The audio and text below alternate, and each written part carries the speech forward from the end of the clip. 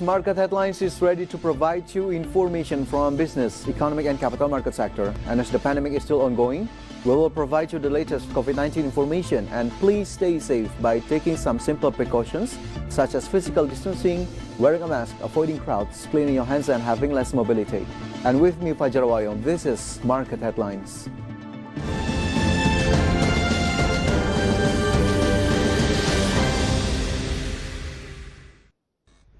And let's start market headlines. The Bank Indonesia Liquidity Assistance Task Force confiscated 587 plots of land assets belonging to the tax Mako Group in 5 regions.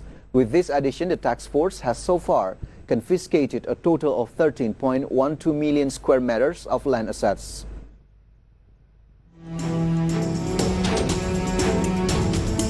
The Bank Indonesia Liquidity Assistance Task Force, or BLBI, confiscated 587 plots of land assets belonging to the tax Mako Group in 5 regions.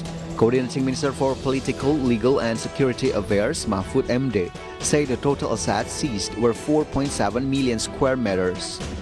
Satgas BLBI kembali melakukan upaya penyitaan aset jaminan dari grup tax Mako atas 587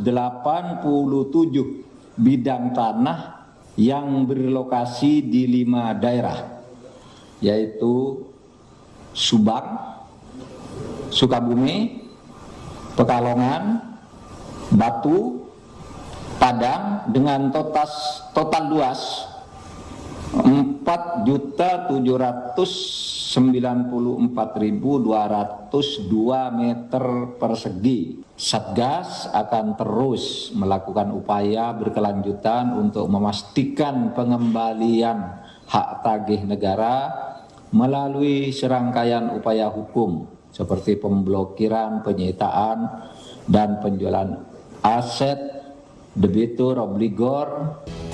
With this addition, Mahfud said that the BLBI task force has so far confiscated a total of 13.12 million square meters of land assets belonging to obligors and debtors, or 1,312 hectares. IDX Channel reports. Due to trade balance positive trend until November 2021, Trade Minister Muhammad Lutfi has forecast Indonesia to clock a trade surplus of at least $37 billion by the end of this year.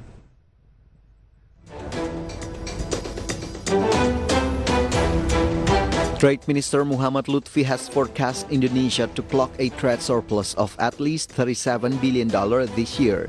The trade surplus stood at $34.32 billion in the year ending November 2021.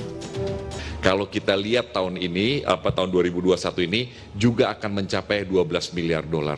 Tetapi karena surplus non-migas kita lebih dari 45 miliar dolar, saya berkeyakinan bahwa surplus kita tahun ini akan mencapai setidaknya 37 miliar US dollar. Bisa dibayangkan Bapak dan Ibu, kalau ini konsisten bulan Desember ini dengan 11 bulan pertama, artinya Indonesia akan menembus angka 230 miliar US dollar.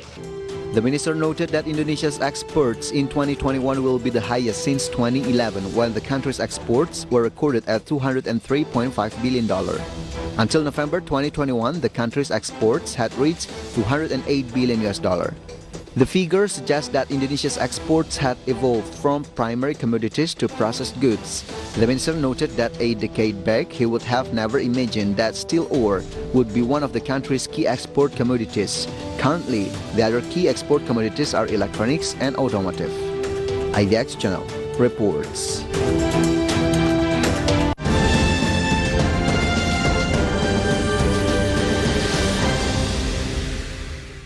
And we're moving on to global update. United States health regulators have authorized Merck's COVID-19 antiviral pill.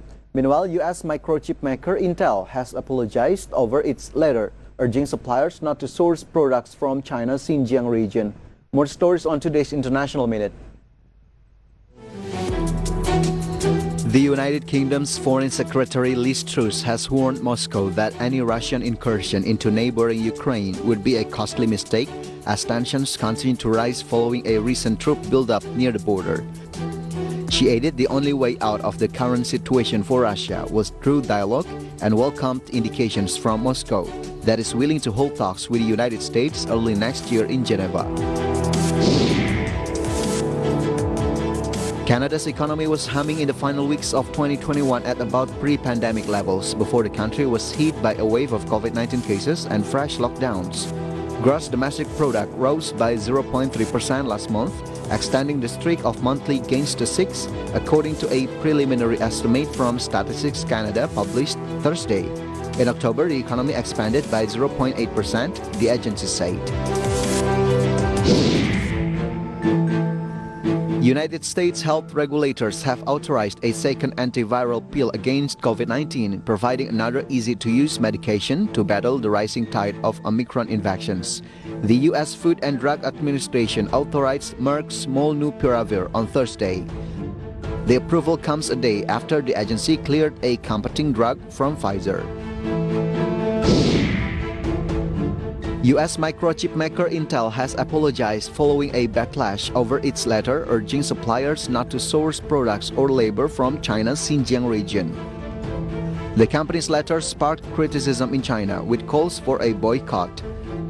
The letter said Intel had been required to ensure its supply chain did not use labor or source goods from Xinjiang, following restrictions imposed by multiple governments.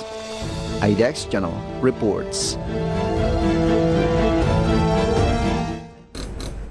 And stay tuned with us, we'll be right back after this quick break.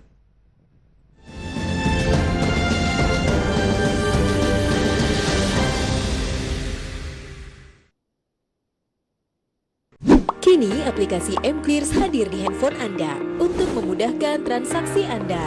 Informasi aktivitas clearing dan penjaminan tidak lagi hanya dapat diakses melalui komputer di kantor Anda, melainkan dapat diakses di mana saja dan kapan saja dalam genggaman Anda. Fitur-fitur mClears. Equity clearing dan settlement adalah fitur di mana Anda dapat melihat posisi kewajiban settlement anggota clearing hingga nilai alternate case settlement serta informasi gagal bayar. Risk management adalah fitur di mana Anda dapat melihat posisi trading limit, kolateral, MKBD, portofolio harian, risk charge anggota clearing dan kombinasi, serta nilai minimum cash collateral. Derivatif adalah fitur di mana Anda dapat melihat posisi trading limit, margin call, dan informasi clearing derivatif. Terkait pinjam-meminjam efek, terdapat fitur mengenai borrowing information dan lendable pool information, serta lending revenue dan borrowing fee. Serta menu lain yang menampilkan informasi mengenai haircut, risk charge saham, dan nilai harga penyelesaian harian dan harga penyelesaian final. Selain itu, Anda juga dapat mengakses fitur pengumuman, peraturan, dan informasi layanan KPEI pada aplikasi mClears. Download aplikasi mClears di App Store atau Google Play Store. Lakukan registrasi user Anda dengan menggunakan alamat email berdomain resmi yang sesuai dengan anggota clearing Anda. Setelah registrasi, Anda akan diberikan kode OTP di email Anda untuk verifikasi. Dan aplikasi mClears Anda siap untuk digunakan. Anda dapat mengakses seluruh menu pada aplikasi mClears dengan melakukan aktivasi berlangganan premium yang dapat dilakukan dengan memilih menu Get Premium. Download aplikasinya sekarang, lakukan registrasi, dan dapatkan kemudahan dalam genggaman tangan Anda. Kemudahan informasi KPEI dalam genggaman Anda.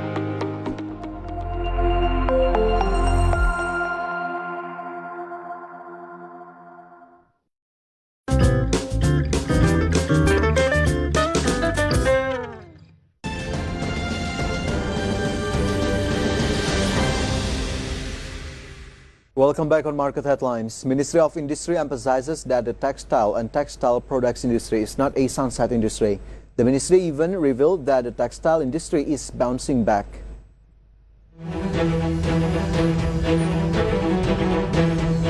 The textile and textile products industry was not a declining industry that had faced its peak period or called the sunset industry, according to Industry Minister Agus Gumiwang Kartasasmita.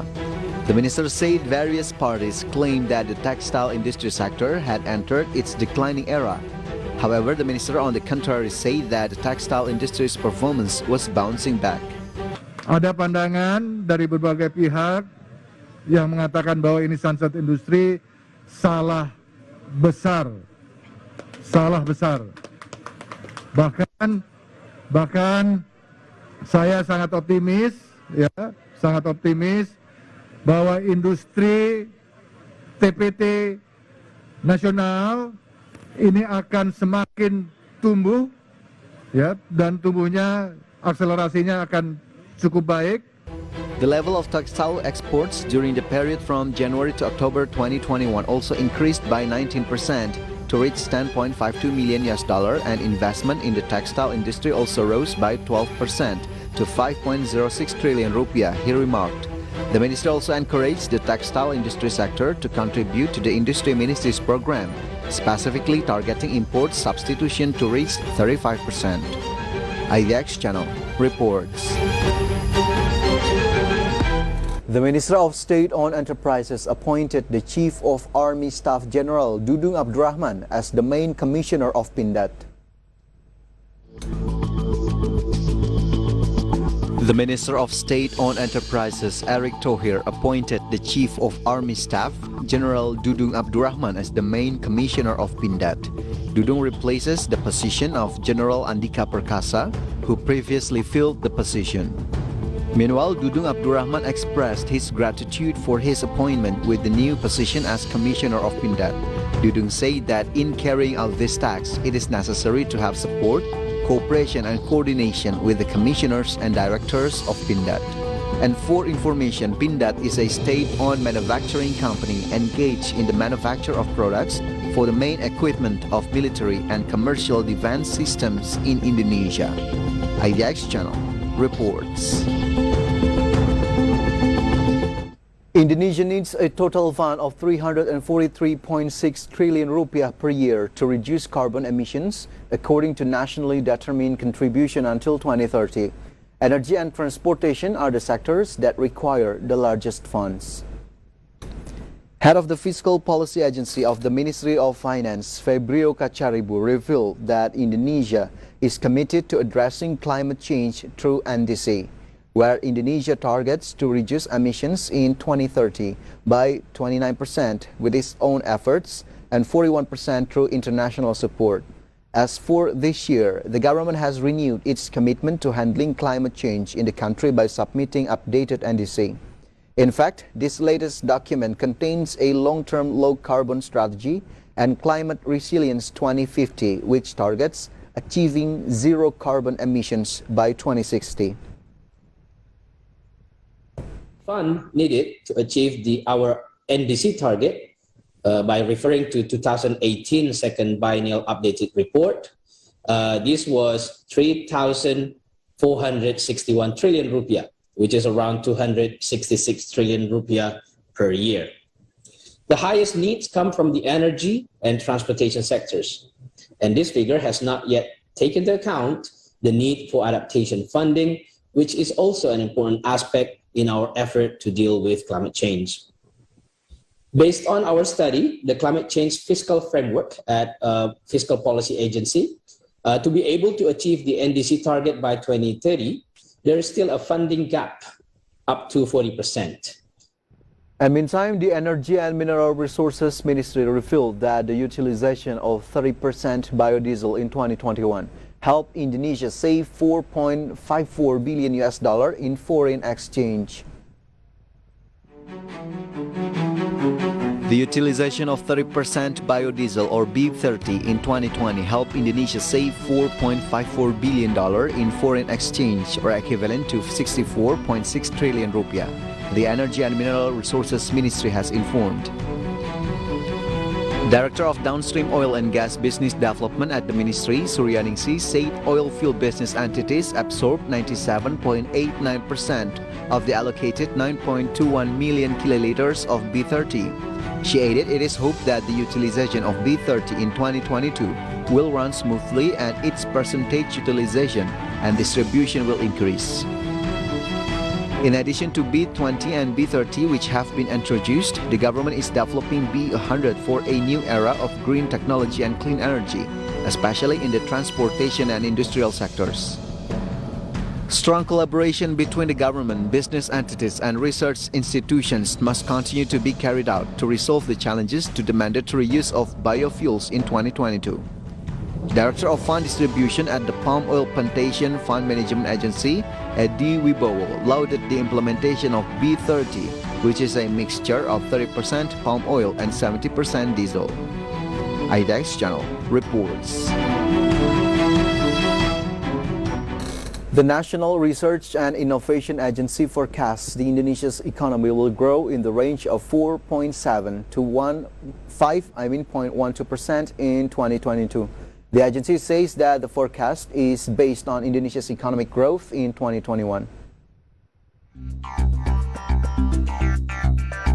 Indonesia's economy will grow in the range of 4.7 to 5.12% in 2022. A researcher from the Economic Research Center of the National Research and Innovation Agency, or BRIN, Agus Eko Nugroho, forecast. He said his forecast was based on Indonesia's economic growth in 2021. Tentunya kuartal keempat ini saya kira akan terjadi rebound yang cukup penting. Pertumbuhan ekonomi akan mengalami pergerakan yang sangat tergantung dari bagaimana vaksin yang ada. Dan ini yang saya kira perlu menjadi perhatian pemerintah, di mana keberadaan vaksin akan mendorong ekspektasi konsumsi. In the first, second, and third quarters, economic growth was recorded at -0.74%, 7.1%, and 3.5% respectively, he noted. It is estimated to reach 3.54% in the fourth quarter, he said. Thus, the overall growth of Indonesia's economy in 2021 has been pegged at 3.3%. Furthermore, changes in inventory management will strengthen the economy in 2022, Nugroho predicted. The researcher also projected that inflation would remain at 1.69% to 2.27% in 2022. IDX Channel reports. And market headlines will be back with information from the capital market sector. Stay tuned.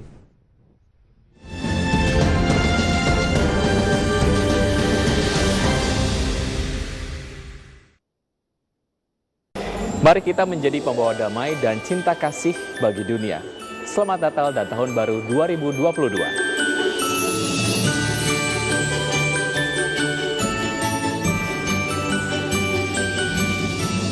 Pak Diki, sebelum membahas lebih jauh, apa nih? Ada varian baru dari COVID-19 yaitu Omicron.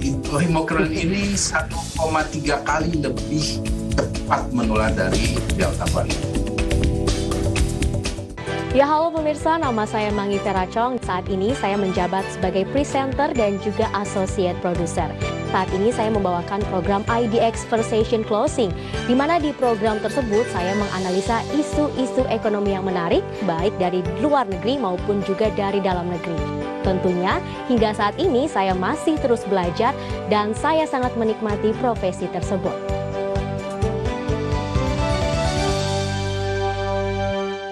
Sebanyak 7 bank telah menyetujui restrukturisasi kredit PT Waskita Karya Persero Tbk dengan outstanding sebesar 21,9 triliun rupiah. Pemirsa, Bursa Efek Indonesia mencatat saat ini terdapat 12 emiten yang berencana melakukan buyback saham. Pertimbangan dengan 4 rekomendasi saham ini, Pak Rofandi, mungkin untuk Akra terlebih dahulu, Pak. 2 hari ini mungkin dia akan berkonsolidasi dan akan terjadi rebound.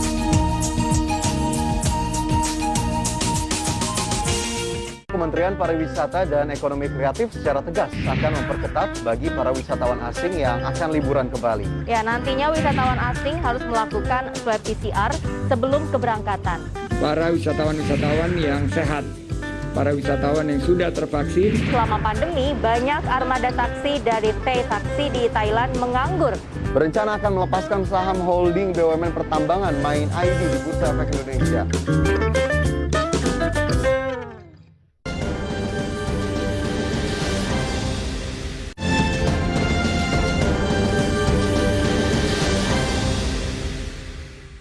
Welcome back on Market Headlines. At the Jakarta Composite Index intraday movement earlier today, JCI was open at the level of 6,565.61 and then approaching the closing time on the first session The index was on the level of 6,579.93, and then the index was showing strengthening trend by the second session closing time. Index was closed at the level of 6,562.9, and in short, Jakarta Composite Index went up 0.11%. And next, we're going to see the sectoral movement. Leading the dynamics of today's trading, we got cyclical sector as the leader of strengthening trend, went up 2.2%. Energy sector went up 1.54%. Transportation and logistics went down 1.59%, and technology sector went down 0.85%. And moving on to top gainers and top losers, here are the key highlights from today's trading session. From the top gainers, Adaro Energy went up 3.26% to the level of 2,220 rupiah per share. Just went up 34.36% to the level of 262 rupiah per share.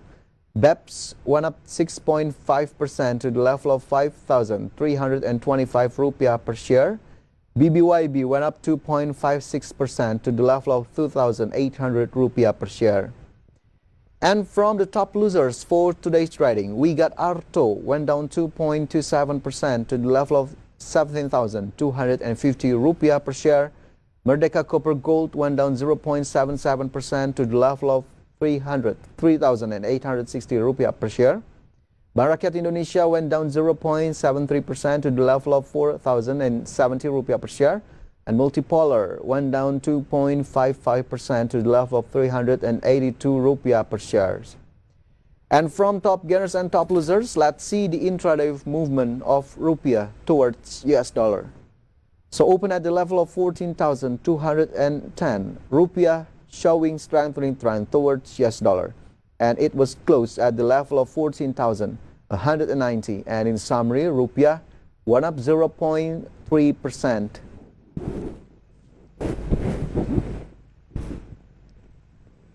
Repower Asia Indonesia has prepared a number of projects and business development strategies for 2022. The company even targets 100 billion rupiah marketing sales next year. To boost next year's performance, Repower Asia Indonesia has prepared a number of projects and business development strategies. As for next year, Repower is pursuing a pre-sales revenue target or marketing sales of around 100 billion rupiah. According to the director of Repower Asia Indonesia, Andika Nathanael, there are at least 4 projects that the company will work on in 2022, one of which is the data center project. Currently, the company is conducting a feasibility study to enter the data center business by converting its office building assets in South Jakarta. Management targets the data center business to start running in 2022 and contribute 10.11 billion rupiah with accounting sales of 4.9 billion rupiah. The company will also continue its development strategy, which includes aspects of organic growth, strategic acquisitions, strategic cooperation, as well as capital and investment management. IDX Channel reports. And from the property sector, PP Property has prepared a capital expenditure of 441 billion rupiah for 2022. The capital expenditure budget will be used to continue a number of projects, including malls and hotels. PP Property has prepared a capital expenditure of 441 billion rupiah for 2022. The allocation for this capital expenditure is slightly higher than this year's budget of 430 billion rupiah. The management of PP Property explained that the capex of around 441 billion will be used to continue a number of projects that are being worked on by the company. Around 60% of the capital expenditure will be used to complete the construction of malls and hotels, and around 40% will be used for the development of the area. Meanwhile, the company's management projects that the absorption of capital expenditure by the end of this year will be around 243 billion rupiah, and the majority will be used to complete the construction of hotels and malls. As for the third quarter of 2021, the company has only realized capital expenditure of 26.6 billion rupiah. IDX Channel reports. Despite higher revenue until the third quarter of 2021, Humpus Intermoda Transportasi recorded a decrease in profit and EBITDA.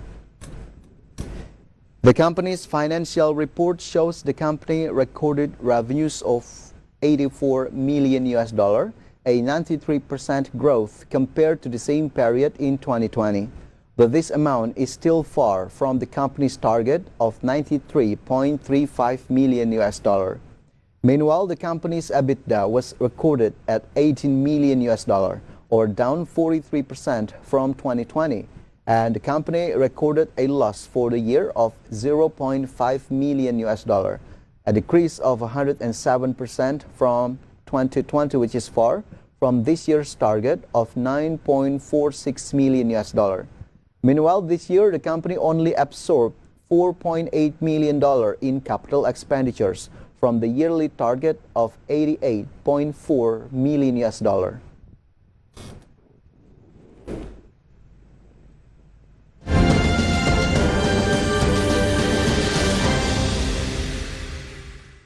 And viewers, step aside from market condition as the efforts in achieving herd immunity is still going on. Here is an update data about COVID-19 vaccinations in Indonesia.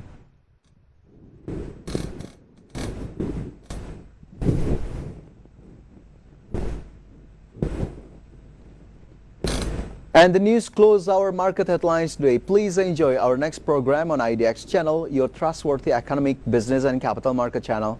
And even though the pandemic situation is getting better, the discipline of wearing masks must be maintained, even though we have been vaccinated. And moreover, ahead of Christmas and the New Year, we are appealed to limit activities to prevent a spike in COVID-19 cases. So stay alert and stay safe. I'm Fajar Wayong. Have a nice evening and Merry Christmas.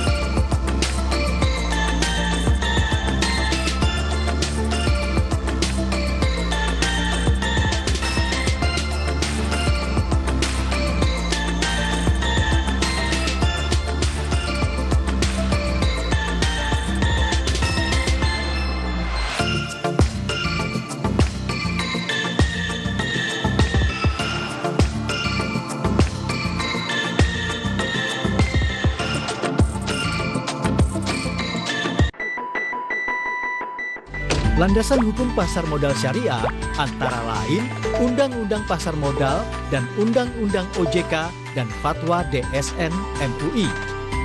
Terdapat beberapa jenis surat berharga atau efek syariah di pasar modal, seperti efek syariah yang pertama, yaitu saham syariah. Secara konsep, saham tidak bertentangan dengan prinsip syariah karena saham merupakan bukti penyertaan modal kepada perusahaan dan investor akan mendapatkan bagi hasil berupa dividen.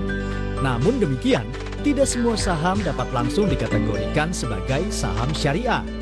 Suatu saham dapat dikategorikan sebagai saham syariah dikarenakan oleh dua sebab. Pertama, saham yang diterbitkan oleh perusahaan yang secara aktif mendeklarasikan sebagai perusahaan syariah sebagaimana tertuang dalam anggaran dasarnya. Kedua, saham yang diterbitkan oleh perusahaan yang tidak menyatakan kegiatan usaha perusahaan sesuai syariah. Namun, perusahaan tersebut memenuhi kriteria syariah sehingga sahamnya dapat ditetapkan sebagai saham syariah oleh OJK atau pihak penerbit daftar efek syariah. Untuk dapat disebut sebagai saham syariah, perusahaan penerbit harus memenuhi dua kriteria,